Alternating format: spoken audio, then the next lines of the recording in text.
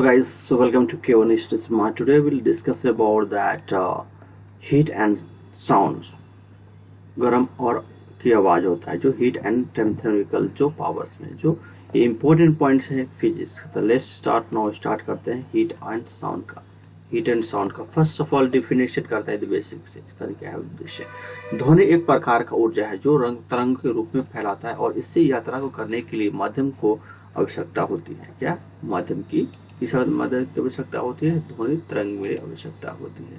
तो देखिए इस तरंग ध्वनि को यात्रा करने को माध्यम की आवश्यकता। जैसे ध्वनि ठोस की पदार्थों की तीव्र गति से गैस में धीमी यात्रा करती है।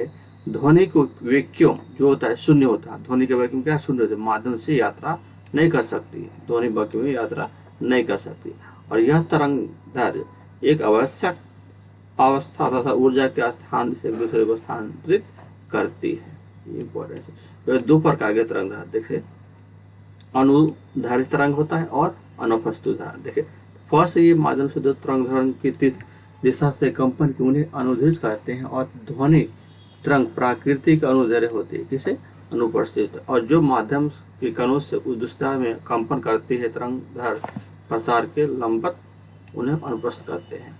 प्रकाश तरंग प्राकृतिक अनुपस्थित होती है और ध्वनि तरंग महत्वपूर्ण विशेषताओं में से कुछ नीचे दे। देखिए तरंग दैर्घ्य एक न्यूनतम दूरी है जिसमें से एक ध्वनि तरंग वापस आ जाती है और तरंग दैर्घ्य को कहते हैं। और तरंग दैर्घ्य के SI इकाई मीटर होती है और इसे लंबवत द्वारा निरूपित किया जाता है।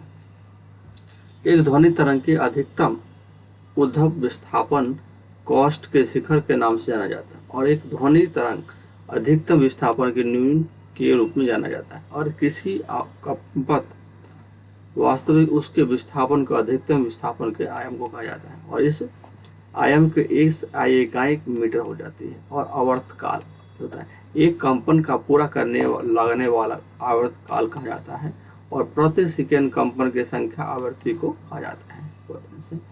और ध्वनि की ऊंचाई प्रति सेकंड कर्व तक पहुंचने वाले ध्वनि को एक ऊर्जा को मापता है और ध्वनि ऊंचाई आयाम के वर्ग को सीधे अनुपातिक में होता है और इसे डेसिबल DB से निरूपित करते हैं और ये पिच संवर्धित होते हैं।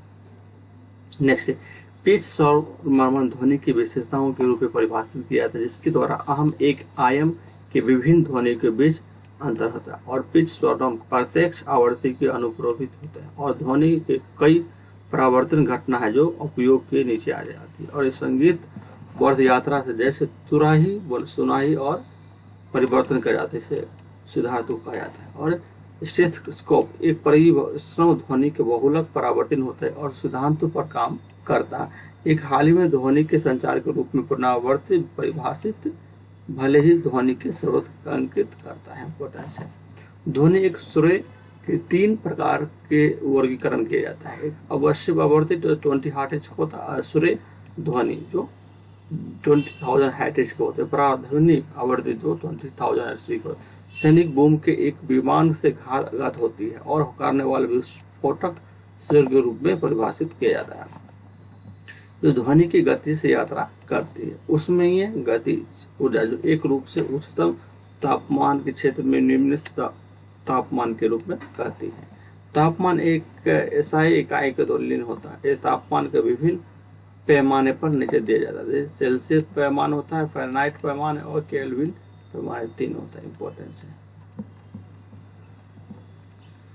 नेक्स्ट पॉइंट देखते हैं हीट। इसका डिफिनेशन देखते हैं। डिफिनेशन बहुत ही अच्छा है इसका। देखिए हीट एंड थर्मोकोल जो उष्मा होते हैं उनके दौरान कोई क्या है। देखो हीट क्या है, हीट क्या है, उष्मा क्या है। Heat is form the energy, ये एक प्रकार का ऊर्जा है और it is infinity the wave of the infinite तरंग की तरह कार्य करता है।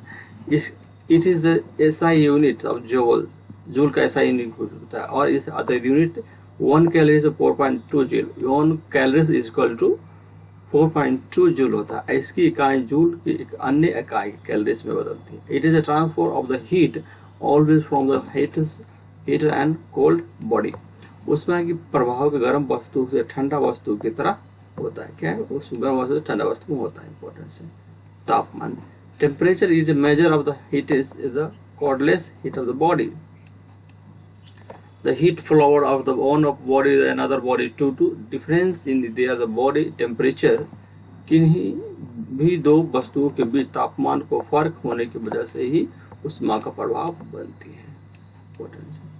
इट इज इसकी केल्विन की मापी जा सकती है, इसकी केल्विन में मापी जा सकती है और इसे तापमान में 98.4 डिग्री से या 37 डिग्री सेल्सियस जो होती है केल्विन की। Next the measure of the temperature of the body following temperature scale use होता है। शरीर के तापमान को नापने के लिए निम्नलिखित में से प्रयोग किया जाता है। क्रेजी हिमांकी बिंदु 0 डिग्री सेल्सियस होता है और बॉइलिंग पॉइंट क्वथनांक बिंदु जो ऑफ वाटर के 100 डिग्री सेल्सियस के बने होता है। Next fresher scale the temperature, IC point of the freezer of the water 32 degree Celsius होता है और बॉइलिंग पॉइंट से बने होता है।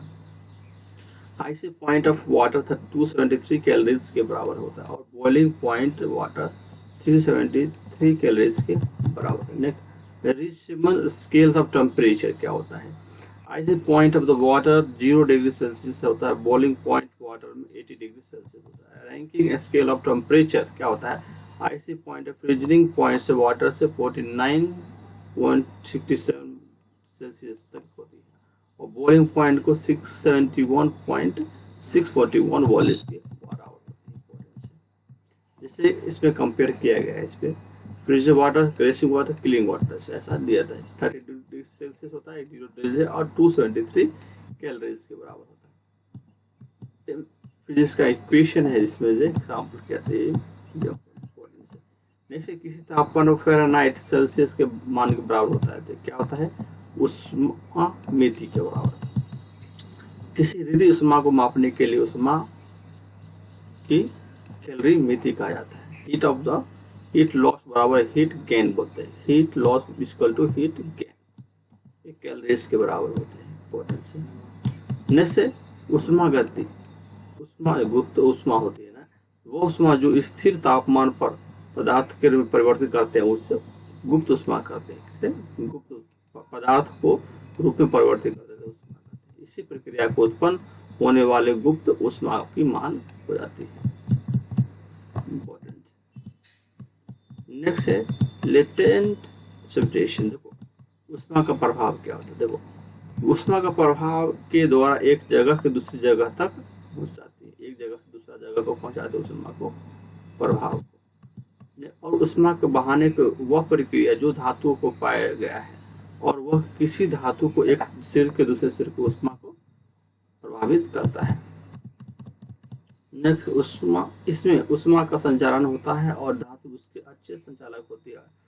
कपास लकड़ी के कच्छ के कुचालक के बराबर होते हैं। कन्वेक्शन संवाहन क्या होता है। देखो किसी द्रव पदार्थों को ऊष्मा के प्रभाव को संवहन कहते हैं। यह एक अनोखी गति के कारण होती है। द्रव को ऊष्मा के संवहन के प्रभाव के होता है और जब भी किसी बर्तन में पानी को गर्म किया जाता है तो नीचे की सतह पर पानी पहले ही गर्म रहता है। कम घनत्व के कारण पानी के कणों से नीचे से ऊपर आती है। यह प्रभाव तब तक होता है जब तक पूरे पानी में तापमान एक न हो जाए। इंपॉर्टेंट से विकिरण होता है। विकिरण क्या होता है। यदि ऊष्मा का प्रभाव विद्युत चुंबकीय तरंगों के रूप में हो तो उसे विकिरण कहते हैं। राइट, क्या कहते हैं, विकिरण कहते हैं। विकिरण के लिए किसी माध्यम की आवश्यकता नहीं होती। विकिरण क्या होता है, किसी माध्यम की आवश्यकता।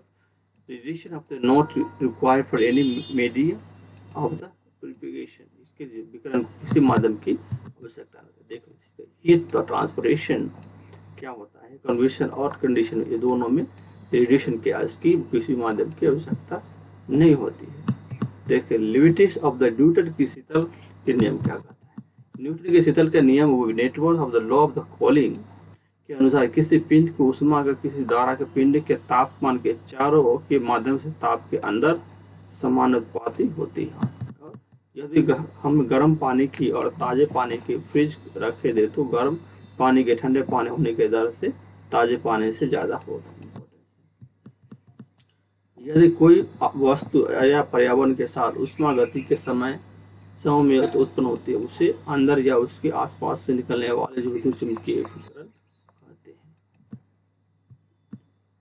इंपॉर्टेंस सब पॉइंट्स है।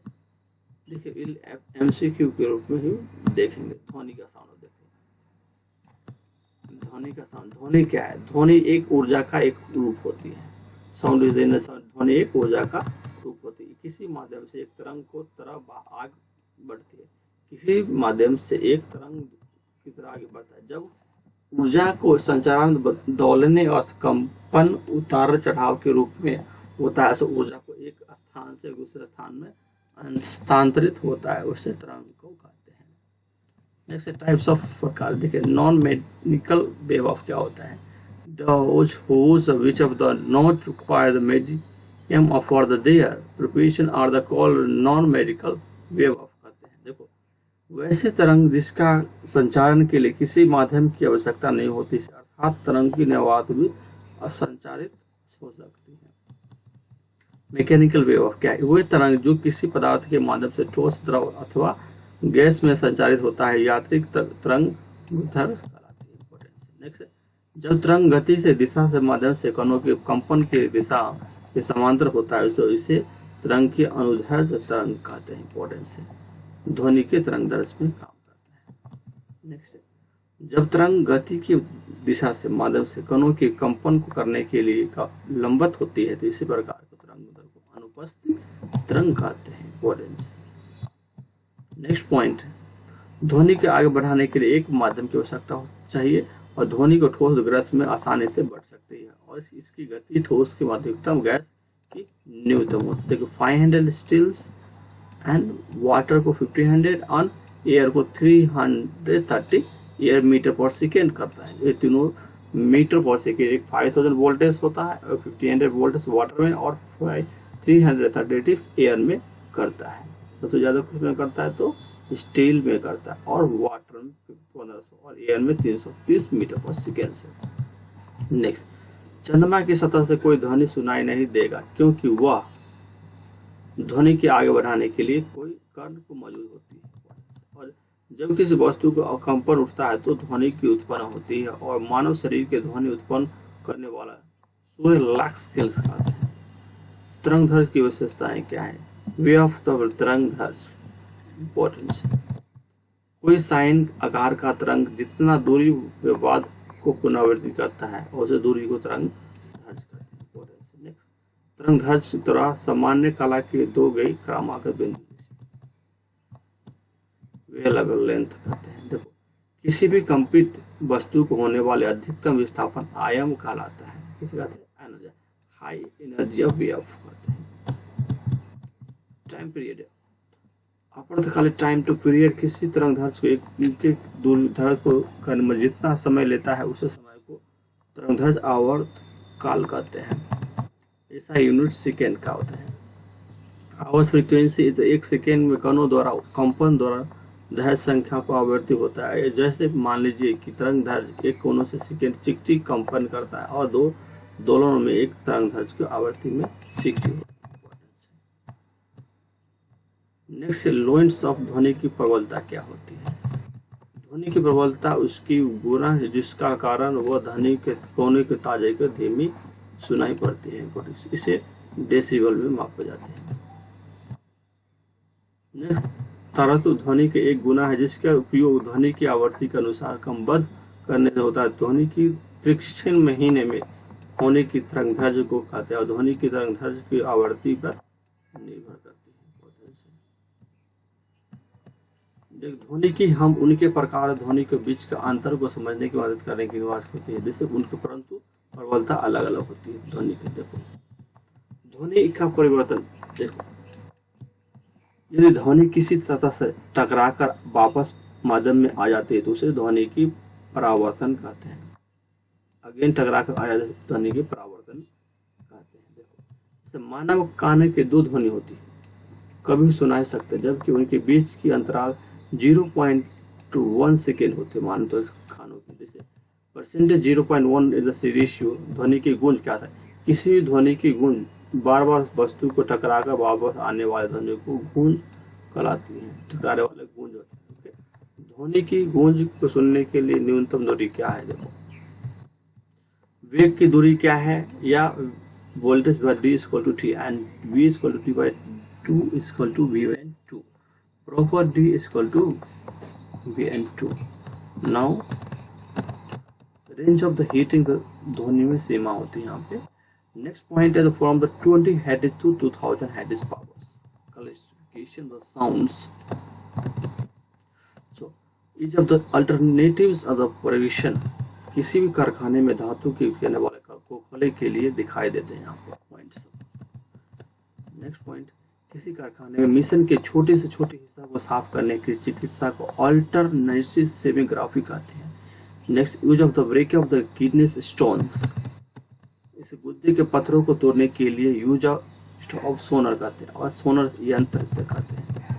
यह नेविगेशन की दूरी को मापने का प्रयोग किया जाता है. इसे इसके दो हिस्से होते हैं. It is the device of the contact two parts, is the transmitter and reservation. Next point, the Mach of the ratio object speed is equal to speed of sound, Mach the number.